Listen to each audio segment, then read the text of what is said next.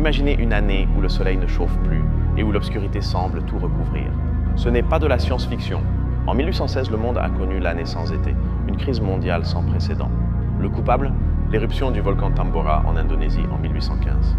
Des millions de tonnes de cendres et de dioxyde de soufre ont été propulsés dans l'atmosphère.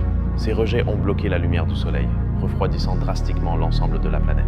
En Europe, le printemps a apporté son lot de neige et les récoltes ont été entièrement anéanties. La famine s'est propagée, faisant s'envoler les prix des denrées alimentaires. Cette situation a engendré des émeutes, des pillages et une instabilité sociale d'une rare violence. Des millions de personnes, cherchant un nouvel espoir, ont massivement migré vers les Amériques. La Suisse notamment a terriblement souffert. Ses paysages idylliques se sont transformés en terres inhospitalières. C'est justement lors de cet été suisse glacial qu'un groupe d'écrivains a trouvé refuge. Parmi eux, une jeune Mary Shelley, s'ennuyant du mauvais temps. Lord Byron leur proposa alors un défi. Chacun devrait écrire une histoire de fantôme. C'est de cette nuit-là qu'est née l'une des œuvres les plus influentes de la littérature gothique.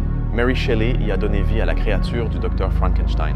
Son récit d'horreur reflétait l'obscurité et le désespoir d'un monde bouleversé par les caprices du climat.